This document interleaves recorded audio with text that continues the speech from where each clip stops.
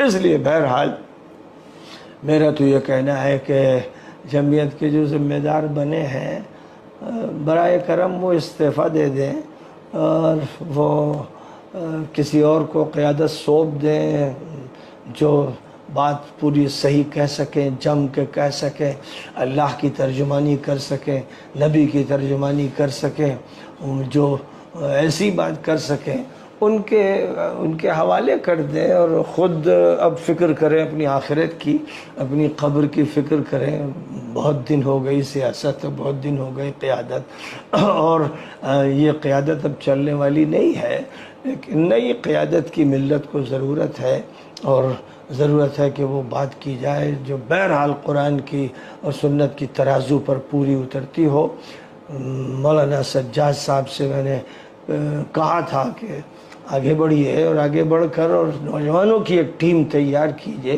اور پوری انسانیت کو سامنے رکھتے ہوئے، پورے ملک کو سامنے رکھتے ہوئے بات کو لوگوں کے سامنے پیش کیجئے اور اکٹھا کیجئے، اور وہ بات کہیے جو حق پر مبنی ہو، سچائی ہو، جس سچائی کو ماننا پڑے، سب کو ماننا پڑے کہ بات سچ ہے۔ یہ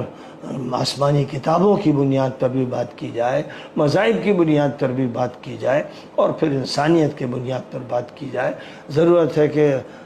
ابھی قبل اس کے کہ وقت ہاتھ سے نکل جائے، سر جوڑ کر سب بیٹھیں، اور مولانا محمود صاحب سے مجھے کہنا ہے کہ بہت سی صلاحیتیں اللہ نے آپ کو دی ہیں، آپ تعلیم پر زیادہ توجہ دیں، اور جو بھی افراد ہیں ان افراد کو تیار کر کے ایک نئی قیادت کو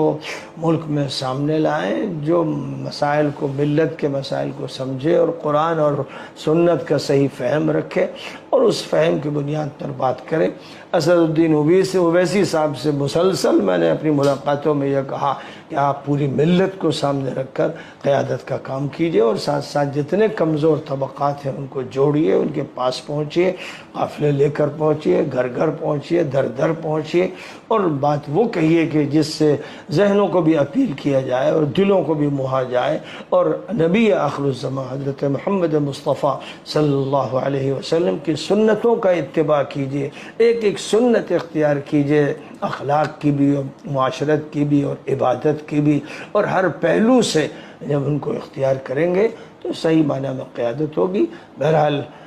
جو بھی قائدین مسلمانوں کے ابھی موجود ہیں ان میں سب سے بہتر اسد الدین اویسی ہیں، اللہ تعالیٰ ان کو اور بہتر زبان بھی عطا کرے اور سنت کا زیادہ